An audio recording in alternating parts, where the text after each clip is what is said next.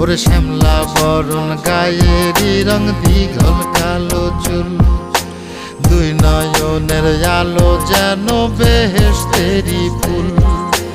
হীরা মন পাখি রে তুই, হীরা মন পাখি, হীরা মন পাখি রে তুই, হীরা মন পাখি। তোর আশায় আশায় আমি কণ্ঠ চায়া থাকি, তোর আশায় আশায় আমি কণ্ঠ চায়া থাকি।